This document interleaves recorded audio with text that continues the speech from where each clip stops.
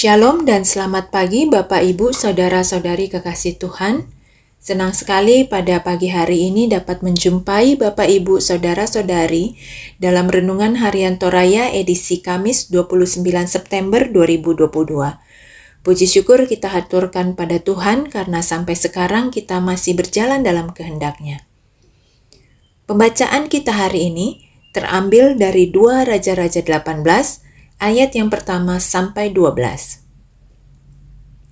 Sebelum lebih dalam kita mendengarkan kebenaran firman Tuhan, mari kita siapkan hati kita dan bersatu dalam doa.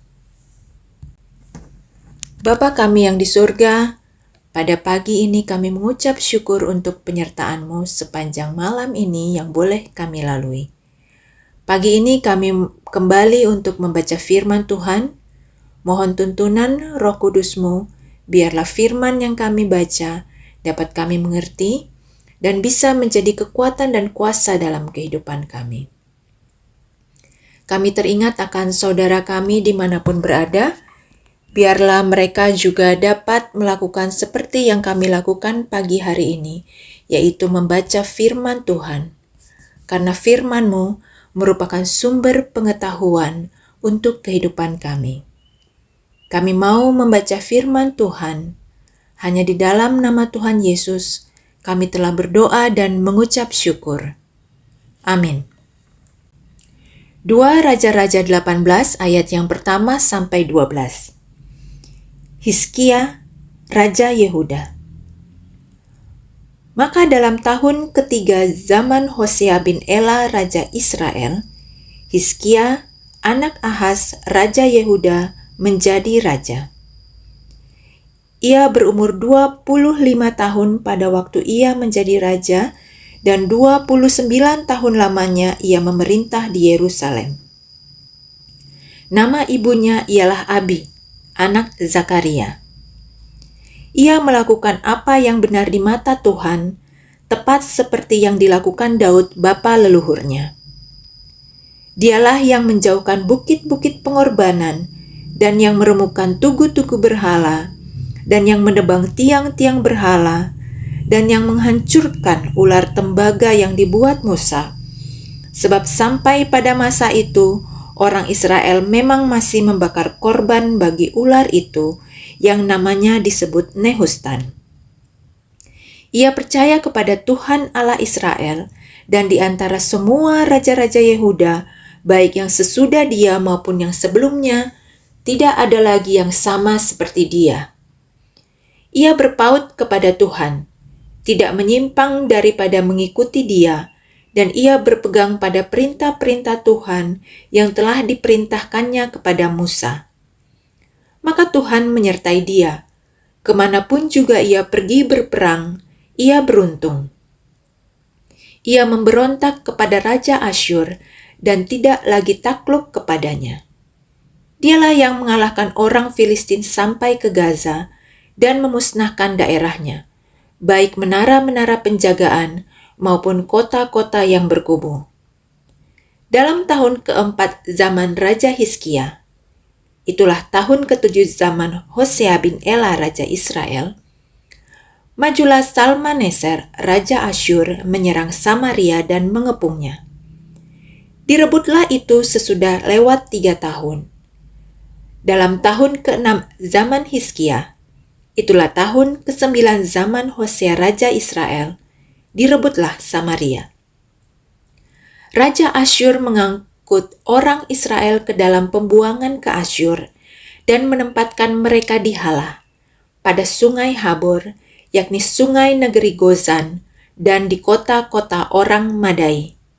Oleh karena mereka tidak mau mendengarkan suara Tuhan Allah mereka dan melanggar perjanjiannya, yakni segala yang diperintahkan oleh Musa hamba Tuhan. Mereka tidak mau mendengarkannya dan tidak mau melakukannya. Amin. Demikian firman Tuhan pagi hari ini.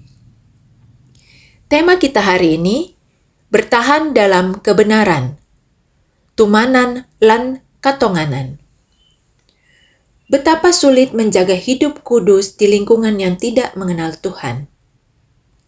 Apalagi di masa kini, sangat banyak godaan duniawi yang dapat membuat kita jauh dari Tuhan. Namun, itulah resiko hidup. Sejak zaman dulu, anak-anak Tuhan sudah mengalami hal yang sama, yaitu tantangan dan godaan untuk kompromi dengan dosa. Hizkia menjadi raja di lingkungan yang jahat, baik di negaranya sendiri maupun di kerajaan Israel. Ahaz, ayah Hizkia, adalah raja yang tidak takut akan Tuhan. Pada masa pemerintahannya Yehuda menyembah berhala. Israel benar-benar berdosa besar terhadap Allah, karena itu mereka harus menerima hukuman yang dahsyat. Mau tidak mau, kita sebagai orang percaya dan juga disebut gereja harus sadar bahwa kita berada dalam dunia yang syarat dengan gejolak dan menghadapi berbagai godaan duniawi yang sangat gampang menjatuhkan iman kita. Oleh karena itu, sebagai orang percaya, kita harus menunjukkan sikap dan prinsip iman yang benar sebagai pengikut Yesus. Mempertahankan hidup kudus memang sangat sulit.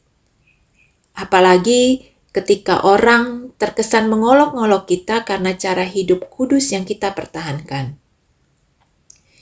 Ingat bahwa Tuhan akan menyertai kita, seperti Dia menyertai Hizkia.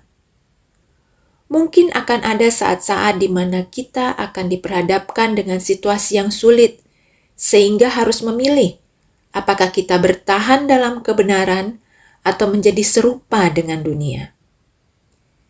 Kita memang terbatas, tetapi Yesus yang adalah Tuhan dan Juru Selamat kita adalah Tuhan yang tidak terbatas dan tidak dapat dibatasi dengan apapun. Kuasanya lah yang akan menjangkau kita dan menyelamatkan kita dari segala ancaman dan godaan dunia. Percayalah. Amin. Mari kita berdoa. Tuhan Allah Bapa kami mengucap syukur untuk firman-Mu pagi ini.